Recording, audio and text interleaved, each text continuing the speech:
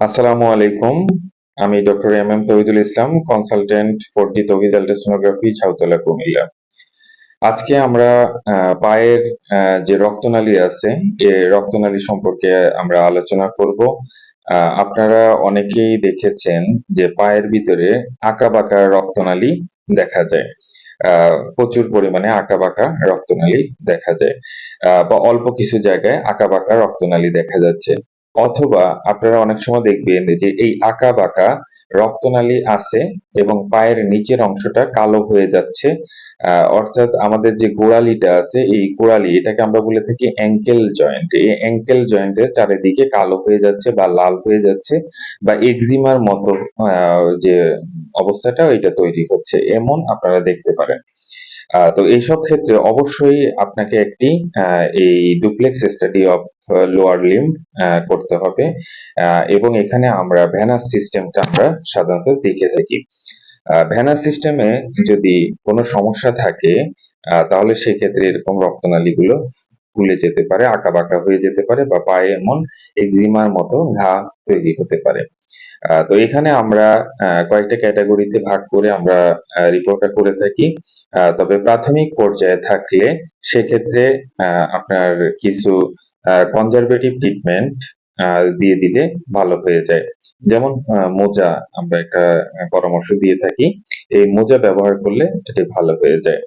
আর যদি দেখা যায় খুব খারাপ পর্যায়ে চলে যায়, সেক্ষেত্রে অপারেশনের পরামর্শ দেওয়া হয়, এবং এগুলো সাধারণত সার্জারি ডাক্তার এবং ভাস্কুলার সার্জনে এই সার্জারি গুলো করে থাকে। এবং আপনার পা যদি হঠাৎ করে ফুলে যায়, বা কন্টিনিউয়াস পা ফুলতেছে, ঠিক আছে, এমন যদি হয়, তাহলে সেক্ষেত্রে অবশ্যই আপনি একটি duplex study of lower limb করতে পারেন। সেক্ষেত্রে আমরা ভেনাস সিস্টেম কি অবস্থায় আছে এটা সম্পর্কে আমরা জানতে পারি। আবার যারা বিমানে ভ্রমণ করেন বা লং টাইম বসে থেকে ভ্রমণ করেন, তাদের ক্ষেত্রে অনেক সময় ডিপ ভেইন থ্রম্বোসিস হতে পারে, অর্থাৎ ভেইনের ভিতরে রক্ত জমাট বেঁধে যেতে পারে। তাতে করে প্রচন্ড পায়ে ব্যথা হবে এবং পা ফুলে যাবে, ফোলাটা কমতে যাবে না। সেক্ষেত্রে অবশ্যই আপনাকে একটি আল্ট্রাসোনোগ্রাম করিয়ে কনফার্ম হতে হবে যে ডিপ ভেইন থ্রম্বোসিস আছে কিনা। এই ডিপ ভেইন থ্রম্বোসিস থাকলে দ্রুত ডাক্তারের পরামর্শ নিতে হবে, এবং দ্রুত যদি আপনি পরামর্শ নিতে পারেন, তাহলে খুব তাড়াতাড়ি সুস্থ হয়ে যাবেন।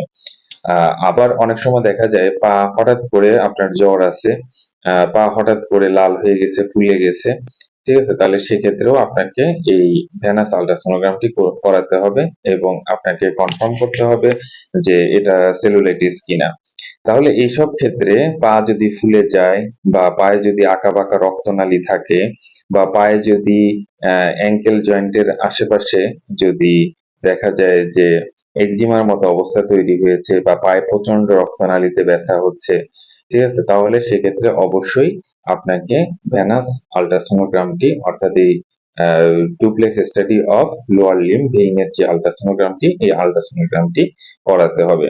আহ প্রাথমিক পর্যায়ে যদি আপনি চিকিৎসা নেন, তাহলে আপনাকে সার্জারিতে যেতে হবে না। আর যদি প্রাথমিক পর্যায়ে আপনি চিকিৎসা নিতে না পারেন, তাহলে সেক্ষেত্রে আপনাকে পরবর্তীতে সার্জারিও লাগতে পারে।